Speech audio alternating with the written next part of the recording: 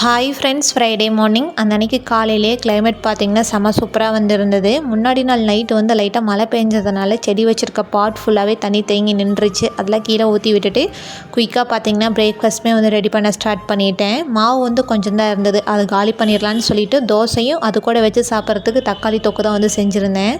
தக்காளி தொக்கு கார சட்னிலாம் வைக்கிற அன்றைக்கி மட்டும்தான் ஒரே ஒரு சட்னியோட ஸ்டாப் பண்ணுவேன். மற்றபடி நார்மல் டேஸ்லாம் பார்த்திங்கன்னா கண்டிப்பாக 2-3 சட்னி ரெடி பண்ணுற மாதிரி இருக்கும். அவங்களும் சாப்பிட்டுட்டு ஒர்க்குக்கு கிளம்பிட்டாங்க. அதுக்கப்புறமும் எனக்குமே கொஞ்சம் வீட்டு வேலையெல்லாம் இருந்தது, அதெல்லாம் பார்க்கலான்னு சொல்லி பார்த்துட்டு இருந்தேன். ஒரு 9:30 போலவே ஒர்க்கெல்லாம் முடிச்சாச்சு. இன்டோர் பிளான்ட்ஸ்க்குமே தண்ணியெல்லாம் ஊற்றி ஒரு 1 வீக் போல் ஆனதுனால அதெல்லாம் ஊற்றி விட்டுட்டு லைட்டாக பசிக்கிற மாதிரி இருந்தது. ஸ்ட்ராங்காக ஒரு கப் காஃபி வச்சு குடிச்சிட்டு கொஞ்சம் நேரம் ரெஸ்ட்டு தான். மதிய லஞ்சுமே பண்ணுறதுக்குள்ளே கார்டனில் கொஞ்சம் வேலை இருந்தது, அதெல்லாம் பார்க்கலான்னு சொல்லி பார்த்துட்டு இருந்தேன். காக்டாம்பூ செடியில் கொஞ்சம் பூ அதிகமாக இருந்தது, அதையுமே கட்டி சாமி ஃபோட்டோவுக்கு எடுத்து வச்சாச்சு. அன்றைக்கு டே எனக்கு இந்த மாதிரி தான் இருந்தது. ஓகே ஃப்ரெண்ட்ஸ், வீடியோ பிடிச்சிருந்தா சேனலை சப்ஸ்கிரைப் பண்ணிக்கோங்க.